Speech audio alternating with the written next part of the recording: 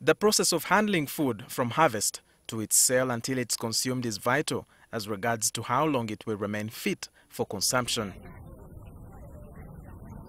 All food we buy for consumption has a percentage of contamination. And the spoilage agents are many. One of them are the contaminating microorganisms, which can be harmful to the person who is eating the food. The others are the inherent enzymes found in the food itself. However, there are methods of preserving foods that are kept before consumed. You can either preserve it by heating or keeping it at low temperatures for it to stay longer. The beauty and bad part of heating is that first you have destroyed them, but you have made the food even more susceptible to contamination again. Refrigeration is the common means when it comes to storage and preserving food. But did you know that not all food is suitable for refrigeration as a mode of preservation? Each category of food has its own optimum storage temperature. So you cannot subject them all to freezing or all to refrigeration storage. For fruits and vegetables, they are best kept fresh at temperatures between 10 and 15 degrees C. You will extend their shelf life for, say, a week or two, or even a month for fruits. But you cannot refrigerate them because the very low temperature damages the fresh fruit or damages the fresh vegetable.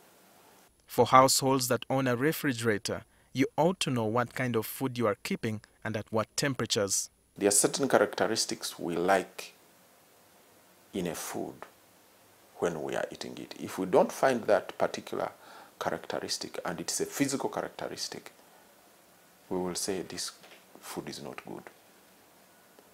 For example, cabbage, when you are eating it, you want it crunchy. Matoke, when you are eating it, you want it soft.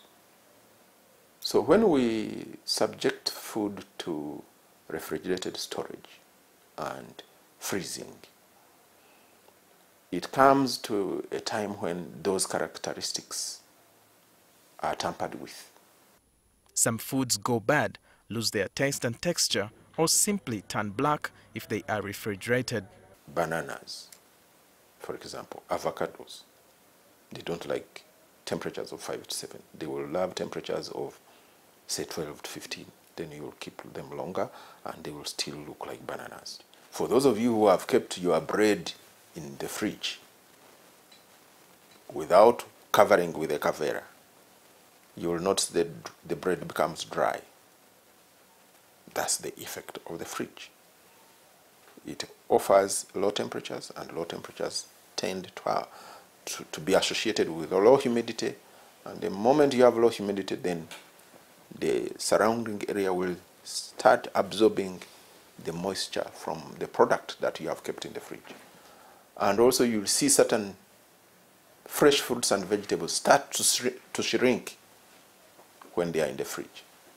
It is because of that drying effect of the fridge.